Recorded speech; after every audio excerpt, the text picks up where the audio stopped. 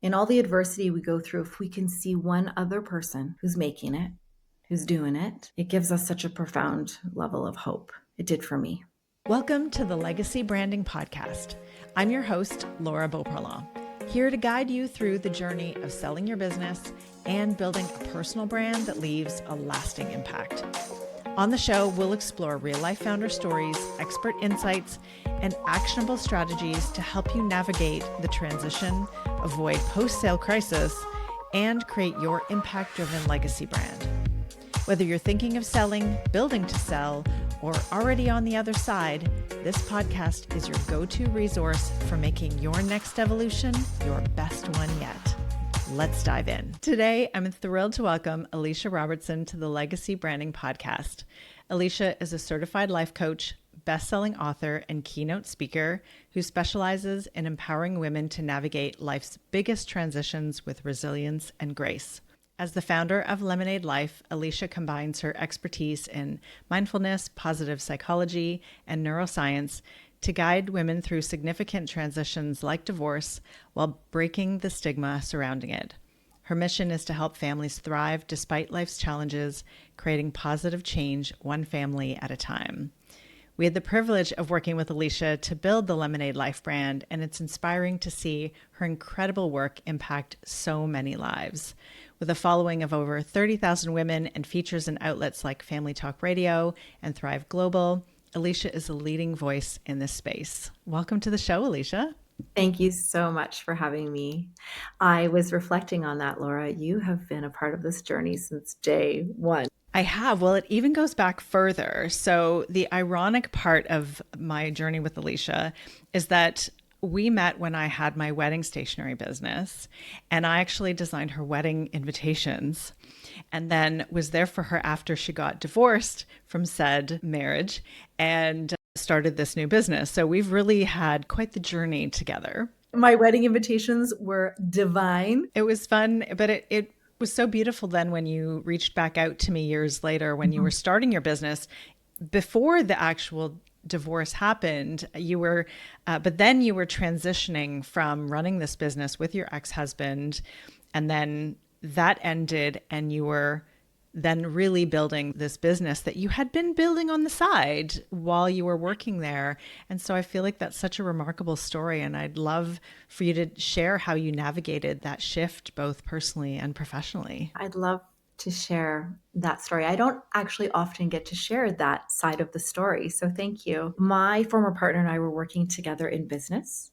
It was his business that I had joined, and starting from a wee small business, 2 to 3 players, to a company and building under 20 homes a year. And over the 10 years I was there, growing to a business that was building over 200 homes into land development and starting into high-rise construction, and a team that was 100 employees. So I had the privilege of seeing a massive amount of growth, business through adversity, the financial crisis, and had such a beautiful upbringing in leadership and in the entrepreneurial experience. And it had a really neat blend of that corporate perspective, but a small to medium-sized private sector gritty business. And I loved what I realized in exiting the business through our separation and divorce is that what I really loved was the small to medium-sized business feel, where there was a degree of connection and intimacy with not just the team, but layers deep into their family and those circles. I took that away with me. When I exited, the business was no longer around 20 to 50 people a day. I no longer had that sense of purpose through the labels and titles and responsibilities and workload that had me going hard for that amount of time. And so I was quite in a moment of transition. What I knew is that I wanted to continue to work with people at an intimate level, and that I wanted to really take my shot at doing something myself that had my own vision and values and alignment with who I was becoming and where I was going. So it really starts what continues to be to this day really a personal and professional growth and experience. I did go back to school to learn how to be a life coach in neuroscience, positive psychology, and mindfulness. And while I was learning a great deal about myself through this adversity and transition, started to really formulate what was my purpose and my passion and how I wanted to work on all levels. For example, I wanted to make great money, to do good in the world. I wanted a lifestyle business that I could still drive my children to school and pick them up from school. I was headed into solo parenting. I didn't know what that was going to look like in terms of time constraints and capacity. So I wanted that flexibility. And I wanted to be able to work from anywhere because I didn't know where I would reside, Right. whether I would be staying in my community or moving elsewhere. Or as I looked into the long term, I desire to retire in a way that has a much more nomadic lifestyle where I might live abroad. So there was so much flux in my life in terms of all the uncertainty and unknowns, and yet a deep grounding and a complete understanding that I wanted to also do great things and make great money. Yeah, I love that. And it was such a time of transition for you. And now you're helping people go through very similar transition that you went through, and you're taking that experience. And I remember when we were working together through this, you had such a positive attitude about it. Even though it was very challenging, it was so beautiful to see how you were navigating that time in your life. Thank you. It is very intentional. It's a lot of hard work.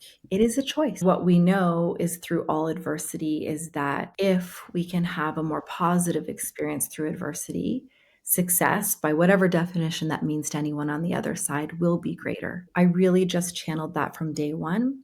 I also had a very young family. In putting my children and my family at the center of all the decisions I was making, it really became clear to me that the only thing I had control over was my vision, my home, how I could perceive things, how I could interpret things, what I say, do, act, those things. So I just really focused on my own level of accountability, awareness, responsibility, and integrity to what my experience was through this, and to be able to really become the best mom and the best community player and the best business professional that I could be just on that. Yeah.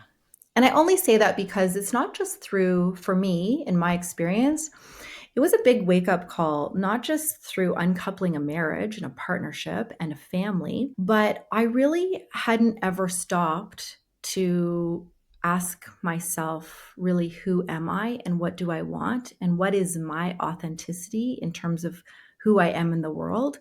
And by that, I mean, just from a very young age, I fell into the traps of being the good girl, doing the people pleasing, subscribing to the social narratives of how we get ahead, and calming my crazy, not speaking too loudly or too boldly. I really honestly didn't know who I was. I subscribed to the labels and the titles and the status, and I never had a chance to fully and deeply check myself. So this opportunity gave that to me on a very deep level. Yeah, it's often when we're kind of pushed out of, as I say, the comfort and safety of our lives that we kind of realize what we're made of. And it forces us to look in the mirror and really go, am I going through the motions? Is this who I want to be? Do I even know who I am and how I want to show up in the world? As challenging as that experience was, what a gift it was for you to be able to really find yourself and your voice, and then be able to model that for your kids and the other women that you support. Yes. I do think in all the adversity we go through, if we can see one other person who's making it, who's doing it, it gives us such a profound level of hope. It did for me. Yeah, absolutely. Well, and I think divorce carries such a stigma, like this really heavy stigma. So, why is breaking that stigma important to you, and how are you achieving that with Lemonade Life?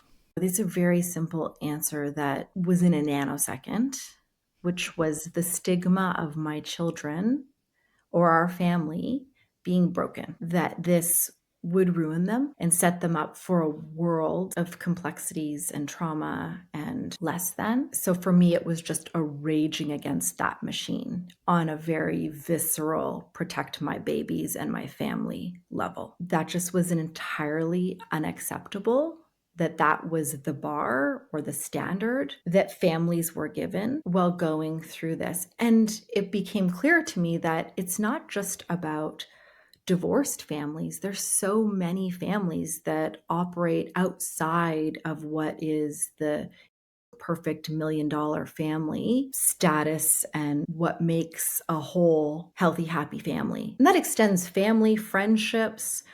And for me, I've just had the pleasure now of working with so many human beings that for whatever level of adversity or challenge that their family is going through, that they themselves are having the courage to face it and to model greatness through that challenge and that adversity for their children, to actually give their children more stability, more access to both parents that are standing in their greatness, and really just having a vision that I wanted my family to be whomever in the world mattered to my children, and that the DNA family and chosen family are all just as relevant as important. What that meant is that we really had a blank canvas so that we could deeply explore, actually, what does family mean to us? And it wasn't about the titles and the labels. It was about the love, the connection, the intimacy, our ability to be kind, helpful to one another, and to hold space in a way that was incredibly fulfilling to each of us individually and as a collective. There was just so much opportunity to play in there. Yeah, I love that you're doing that because you're really showing that you don't have to get stuck in the constructs of what family should mean, I'm using air quotes, to us, and we can define it.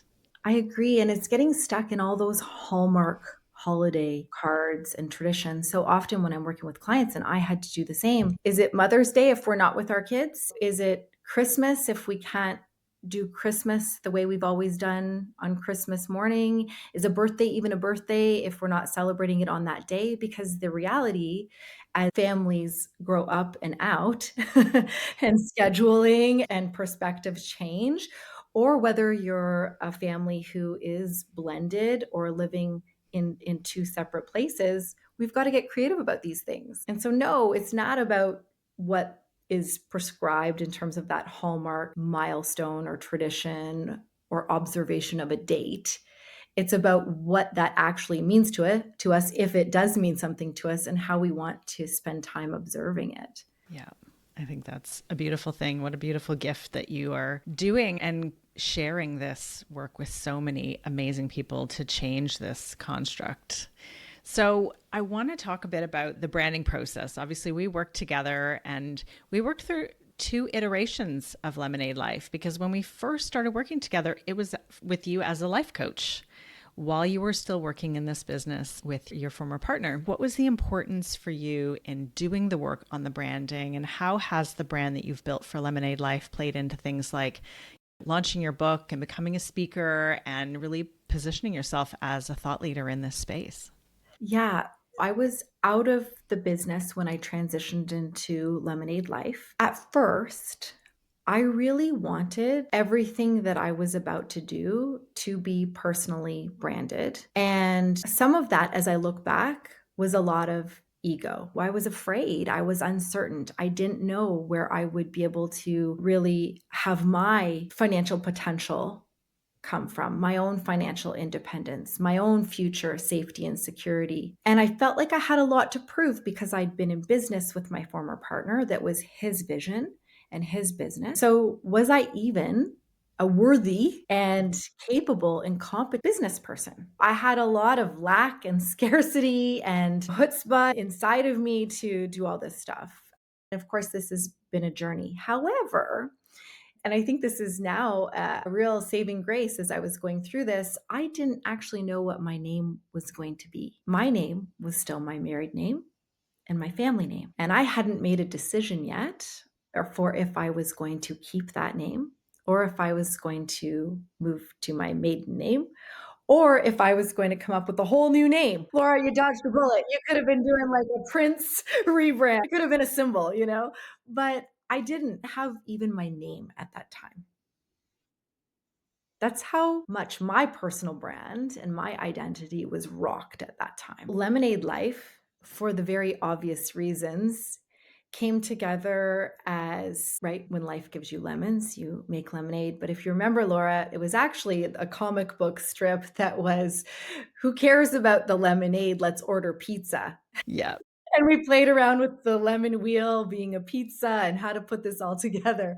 But we really landed on Lemonade Life and really sticking close to that, albeit cliche, but very important reminder that we can make lemonade through lemon. And at that time, I did have an idea that I did want this to stand for something that was larger than myself. I was very clear about who I was in terms of my talents and my weaknesses and ability to manage the rest. So I knew that I wanted to have other talented people in their perspectives to support this business from day one. So whether I was going to be a one-person show and have a collective of professionals that surrounded me like yourself, or whether I was going to build a team of professionals, what I know is that I desire to be around people that are in their own zone of genius and that they themselves are aligned with what this brand stands for and the impact that it's going to make in the world. So ultimately, although I was going through a lot of personal shakeup and this desire to prove myself, I also was very grounded in with what I wanted this journey to be like, what I wanted the experience to be like, not just for myself, but for the people that I would be working with and the people that I would be impacting. Yeah. And so is this a business that you are considering maybe selling one day? This is such a pleasant surprise for me because I actually never thought that that would be something that could be accessible to me. For me, the thought of selling a business would mean that you're a very successful, experienced, capable, smart, have put the time in. I mean, it's all of the things. And I just never would have ever placed myself in that level of professionalism. Now I'm 5 years into the business and have a deep understanding that I absolutely can. And it is something that I am absolutely really starting to work towards. So, what I mean by that, recently I had a conversation with my daughter, and often the kids will talk about taking over daddy's business. And is that something that they want to do? And I said, what about taking over mommy's business? And my daughter said to me, well, but mom, I'm not a coach and I don't know anything about divorce. And I thought, isn't that interesting? Because my business is so much more than that. It is about data and software and technology and marketing and publishing. So that was just an inflection point in that I don't often speak of the business as what it actually is and what its potential it offers to the world outside of what is the book that I wrote, the speaking that I do, and the coaching that I personally deliver. Yeah. It has so much more to it that another person could absolutely step into. Yeah, and that's the difference between your personal brand that you've built as the founder of Lemonade Life, as a speaker and an author, not that dissimilar from me. And then that your personal brand helps to build the Lemonade Life brand. But at the same time, you get to take away your personal brand. You'll always be the author, you'll always be the speaker and the thought leader, the one interviewed. But Lemonade Life and your ideas and your methodologies and the systems that you've built could be delivered by other people, and those could be packaged up and sold. And this is why it was so brilliant of you to not put your name on that business. Yes. And everything that I do right now, it's so interesting. For me, first, it starts from a personal place, in that as the journey goes, it's a real ride of working in the business and grinding and the hustle, and then also working on the business and freely flowing and with ease, having access to what the business had created or provided. And now so much of the foundation is built that for me at every turn, it is about how do we do this more efficiently with people or process or technology? And how do we establish that playbook that other people can consistently repeat through the business? And how do I really remove myself at every single level? One of the greater gifts in terms of around money, right? Money, I always thought about the business as the revenue goals, and the revenue that it can generate or that I would like to hit as a milestone. But seldom did I ever tie that into profitability, taking a salary. You're probably not, I don't think you're the only one. It was always about so much more, as we've talked about, in terms of impact. And there have been on the lowest times of my business where, hey, maybe this is meant to be a charitable, feel good situation because the profit margins and there's no salary coming out right now. I am paying to work. And so that's fine. I always had a very strategic plan of the amount of money that I would invest in the business and for how long. But in those moments where we're just not sure if we're finally going to get this to turn, those are some real interesting internal perspectives and struggle. And I truly was okay with it going either way. But I really am so excited to be able to now look at what are the salaries that this business could pay, and with those salaries, what is that impact? Not just for the team today, myself today, but to the future viability of the business as what might be something that would be an interesting exit strategy. Absolutely. I love that you're thinking about like the playbooks and the processes and all of these things. And they're all so important in selling a business, right? The brand is a piece of it, but people are buying that process. And if you've got that done, I often say that people not having their systems in place is a branding mistake. And a lot of people don't equate those two things to being like, how would you equate a process to a brand? But ultimately, if you're not creating a repeatable process for people to go through, that one person says, oh my God, it was amazing working with the Lemonade Life. And the next person is like, I had a completely different experience than you. Then there's that disconnect. And that's where that process and playbook allows that no matter who is providing the service, whether it's you or somebody on your team, that it's seamless, that everybody knows exactly how to deliver the Lemonade Life experience, regardless of the outcome that person gets individually, but the journey and the experience they have should be the same. And if somebody were to buy that, they should be able to take over that system and follow that playbook.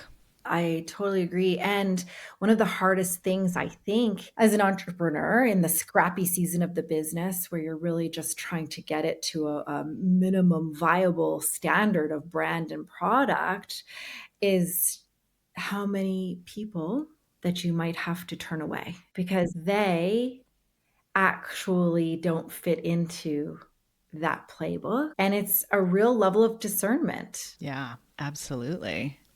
This is called the Legacy Branding Podcast. So I would love to know, Alicia, what does legacy mean to you? Legacy for me, on a very simple high level, is that I have contributed to and left the world in better shape than I found it. Legacy is something that is a part of who I am, in that it matters to me that how we get there is just as important as what we put out or what the end result looks like. So for me, legacy is about staying true to who you are as a person in terms of your values and your why and your purpose. To me, that is not everybody's going to agree with what you do. I'm in a controversial space. Not everybody wants to sign up to endorse or to move the conversation that I am moving forward. But if I can stay true to what this is, then to me, I'm already doing the good work of legacy. And I have faith and trust that that will be what it is meant to be over time.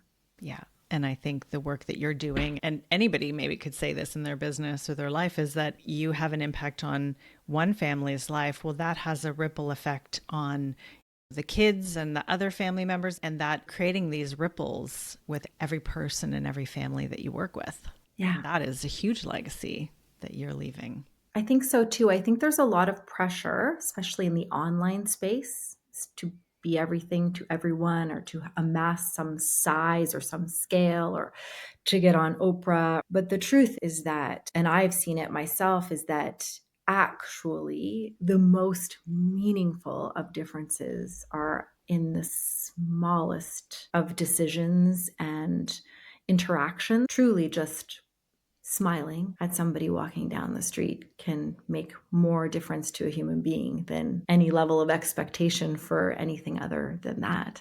Yeah. So I'd love to ask you if you could share some advice, or what would you say to an entrepreneur who's maybe navigating divorce right now and they're trying to build or maintain their business while they're going through this difficult time? Permission to, with compassion and forgiveness, receive yourself where you are at and know that this is a season. You might feel compromised at many levels, and that's okay. I truly believe when we slow down, it means that we have this opportunity to heal, to learn, to grow.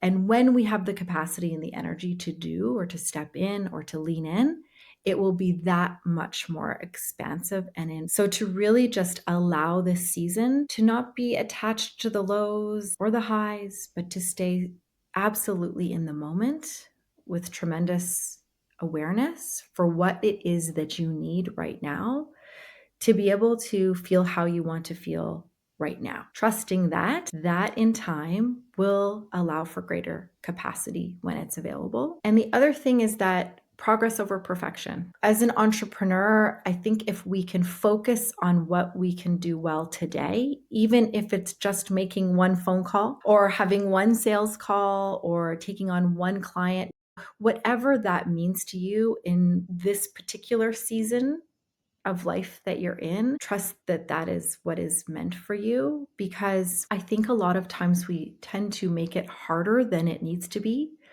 or that we think that we have to have a certain level of accreditation or experience or education, when in fact, as an entrepreneur, I can say it's not about that. Right. It's being authentic at every level, knowing your why, knowing your purpose, knowing your story, and who you're serving and who you're not, all the things you're not, being so super clear on that. But then on the day to day, just also being extremely aware of what it is that you can give. Yeah. I heard a saying, a friend of mine shared this with me when I was away on a sort of a retreat trip, and it was, this too shall pass. And there was a longer story with it, but it was like, even in the good times, like you could be having the moment of your life. You've just launched a book and you're flying high, and it's like, this too shall pass. Or you could be getting divorced and in the depths, or your business is failing, whatever it is, and it's, this too shall pass. Like everything has a time and it will pass. But sometimes it can feel really messy and awful when you're in it, and it will pass. And will you be on the other side of it? Really, truly, and trusting that if we take care of what is most important in terms of what is in front of us day to day, there's no shortage of human beings to serve. There really isn't. This too shall pass. Every time new people are there to receive what we have. And I've showed up in all kinds of seasons, that's for sure. You're right, Laura. They all have passed. They have all been but fleeting opportunities to heal, learn, and evolve. Yeah. It is just the transformation. I often share with clients, we can all only do and handle so much. And when we have been able to manage that, guess what? We're going to be able to do more. Yeah. We're constantly challenged all the time in the same and different ways. Yeah. Absolutely. Well, thank you so much for this insightful conversation. I'm sure this will be very helpful to many people who are navigating whether it's a business transition or a life transition. So, how can people connect with you? How can they learn more about working with you and what Lemonade Life can provide for them? Lemonadelife.ca is where we are online, and you can find all of the juicy details, pun intended. I personally hang out on Instagram, so I love to connect with people directly. Feel free to DM me. I'm the one who's in there. Lemonade Life Coach. Amazing. And we'll make sure to have those links in the show notes. Thank you again, Alicia. It's been beautiful to watch your journey, and thank you for being a guest. Thank you so much, Laura. This is such a beautiful community that you have.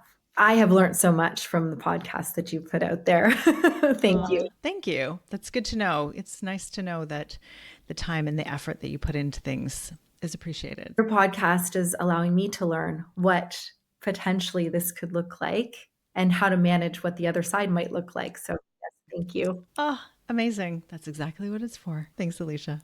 Thank you. Thanks for tuning into the Legacy Branding Podcast. I hope today's episode has inspired and empowered you on your journey to building a brand that truly matters.